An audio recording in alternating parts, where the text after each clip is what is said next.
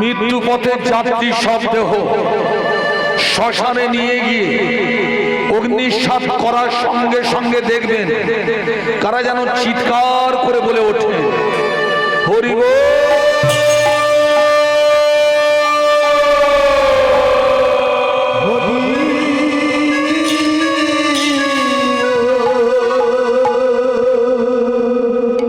এই সেই হরিনাম, এই সেই কৃষ্ণ নাম, যে হরিনাম যে কৃষ্ণ নাম শুনতে পাওয়া যায় এই সনাতন হিন্দু ধর্মের দেশে, ব্রাহ্মণ কুলে এবং বৈষ্ণব কুলে। এই সেই হরিনাম আপনারা শুনতে এসেছেন আপনাদের এই মহতি হরিসভাতে, কিন্তু আমাদের কোনোদিন ভুলে গেলে চলবে না। এই সেই হরিনাম, এই সেই কৃষ্ণ নাম শুনতে পাওয়া যায় মানুষের জীবনের অন্তিম লগ্নে আপনাদের ওই শ্মশান ঘাটে। সেই হরিনামের জন্য, সেই কৃষ্ণ নামের জন্য 527 বছর আগে নদিয়ার ছেলে নিমাই একদিন রাতের অন্ধকারে চিরকালের মতো নবদ্বীপ ত্যাগ করে চলে গিয়েছিলেন। কিন্তু যাবার লগ্নে 14 বছরের দেবী বিষ্ণুপ্রিয়া, যাকে আপনাদের ভগবান গৌরহরি ভালোবেসে বিয়ে করেছিলেন, বলে যাওয়ার প্রয়োজন মনে করে না। অভাগিনী নারী, শুধু তাই নয়, আপনারা জানেন নিমাই ছিলেন শচী মায়ের একমাত্র শিবের সলতে। একটার পর একটা সন্তান মারা যায়। বড় সন্তান বিশ্বরূপ পাগল হয়ে হরিনাম গাইতে গাইতে ঘর ছেড়ে চলে যান। তাই ছোট ছেলে নিমাই ছাড়া তার আপনজন কেউ ছিল না। সেই নিমাই যখন নবদ্বীপ ত্যাগ করে চলে গেলেন, মাকে বলে যাওয়ার প্রয়োজন মনে করল না। ভক্তমণ্ডলী মায়েরা, আমি একজন বাঙালি, আপনারা ভারতীয় এবং বাঙালি। আমাদের সবচেয়ে আনন্দের ব্যাপার হলো আমরা যে ভাষায় কথা বলি, আমাদের ভগবান সেই বাংলা ভাষায় আপনাদের এই বাংলার কোলে জন্মগ্রহণ করেছিলেন। এটাই আমাদের আনন্দের ব্যাপার।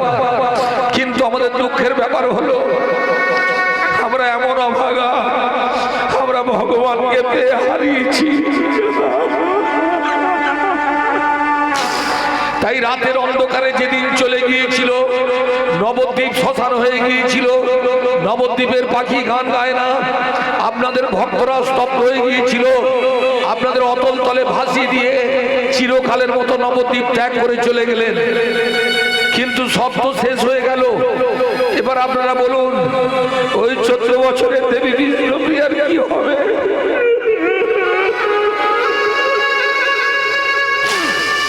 ঘুম থেকে বিছানা থেকে উঠে দেখতে পাচ্ছেন তার স্বামী নেই। অভাগিনী নারী, মাত্র 14 বছর বয়স, নাবালিকা, ভালো মতো কাঁদতে জানে না। তবু কাঁদতে কাঁদতে শাশুড়িকে দুটো প্রশ্নের উত্তর জানতে চেয়েছিলেন। মা, আমি নাকি বিষ্ণু প্রিয়া, আমি যদি বিষ্ণু প্রিয়া হয়ে থাকি, আমাকে আমার স্বামী কেন ত্যাগ করে চলে গেল মা?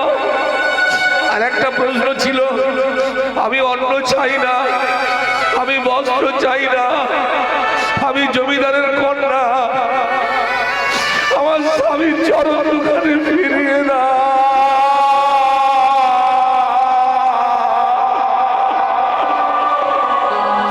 বৌমা, তুমি অমন করে কেঁদো না, তুমি আমার ঘরের লক্ষ্মী। তুমি যদি অমন করে কাঁদো, আমি লক্ষ্মী হারা, লক্ষ্মী ছাড়া হয়ে যাব। শোনো বৌমা, তোমাকে জানিয়ে রাখি, তুমি আমার বৌমা নয়, তুমি আমার মেয়ে। আমি তোমার শাশুড়ি নই, আমি তোমার মা। আমার নিমাই চলে যাবে, হ্যাঁ, আর আমার বৌমা কাঁদবে। আমি শচী মা, আমি নিমাইয়ের মা। এত সহজে আমার বৌমাকে কাঁদতে দেব না, দেব না।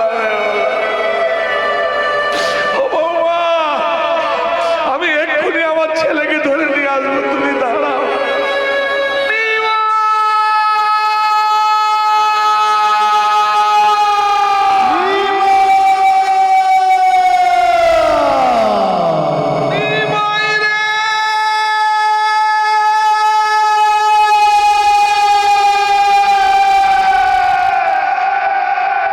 শচী মায়ের এই কণ্ঠস্বর আকাশে বাতাসে মুখরিত হয়ে বাংলার এক প্রান্ত থেকে আর এক প্রান্ত ছড়িয়ে পড়লো।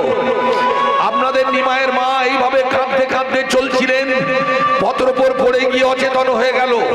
কপাল দিয়ে রক্ত, চোখের জল আর রক্ত মাখামাখি হয়ে গেছে। তবুও নিমাই নিমাই করে কাঁদছে তার 14 বছরের বৌমার জন্য। ভক্তমন্ডলী মায়েরা, জেনে রাখবেন, আজও যদি আপনারা নবদ্বীপে যান, নবদ্বীপের মাটিতে যদি কান পাতেন, এখনো শুনতে পাবেন নিমাইয়ের মা এমন করে তার বৌমার জন্য নিমাইকে খুঁজে বেড়াচ্ছে।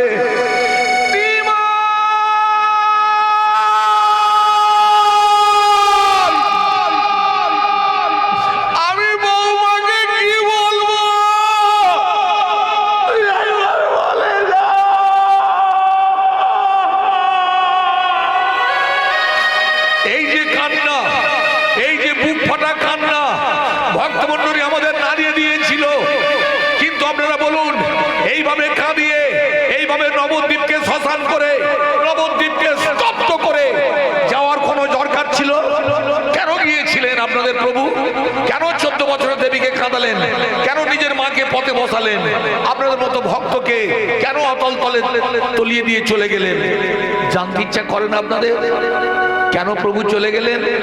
এবার শুনুন, নিমাই পণ্ডিত চলে গিয়েছিলেন নিজের সুখের জন্য নয়, নিজের শান্তির জন্য নয়, দেবী বিষ্ণুপ্রিয়ার জন্য নয়, সচী মায়ের জন্য নয়। কেন গিয়েছিল জানো মা? আমাদের সুখের জন্য, আমাদের শান্তির জন্য, আমাদের আত্মার তৃপ্তির জন্য। আমরা যাতে কলিকালে জন্মগ্রহণ করে ওই রম্ভস্থানে পৌঁছাতে পারি, আমরা যাতে কলিকালে জন্মগ্রহণ করে ভগবানের শ্রীচরণে আশ্রয় পেতে পারি, আমরা যাতে মুক্তি পেতে পারি, সেই জন্য আপনাদের ভগবান চলে গিয়েছিলেন। অথচ সেই আমরা আজকাল আর হরিনাম গাইতে চাই না, আজকাল আমরা আর গলায় মালা পরতে চাই না। 2-4 জন যারা গলায় মালা পরেন, তিলক সেবা করেন, আমরা উপযুক্ত ছেলেরা তাদের পাশে দাঁড়িয়ে পুর হাসি হাসি। এটা সনাতন হিন্দু ধর্মের লজ্জা। আমাদের হিন্দু ধর্মকে সবাই ছোট করে। জানো মায়েরা, আজকের বাংলাদেশ একটা ছোট রাজ্য। ভারত ভেঙে 2টো রাষ্ট্র হয়েছিল, একটা পূর্ব পাকিস্তান আসতে, যেটাকে বাংলাদেশ বলেন, আর একটা পাকিস্তান। 2টো দেশই মুসলিম রাষ্ট্র হয়ে গেল।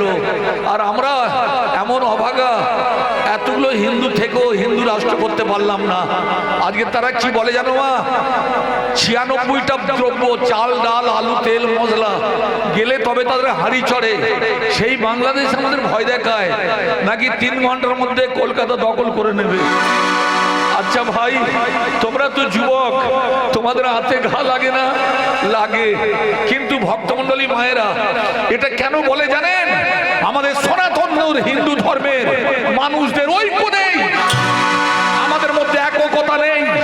আমরা 5 ভাই ভক্তমণ্ডলী অহংকার করি, কিন্তু কিভাবে একসঙ্গে থাকতে হয় সেটা আমাদের জানা নেই। সেই জানা নেই বলে যে যার মতো পেয়ে বসে। তাই এই হরিনাম, তাই এই কৃষ্ণ নাম। তাই ভক্তমণ্ডলী হরিবাসর যখন রক্ষা করছেন, পাড়ায় পাড়ায় যাবেন, দুয়ারে দুয়ারে ভিক্ষা করবেন। ভিক্ষন্ন ভগবান ভালোবাসেন। চোখের জলে যেমন পুজো করতে হয়, গঙ্গা জলে, গঙ্গা পুজো না করলে গঙ্গা পুজো নেয় না। তাই চোখের জল দিয়ে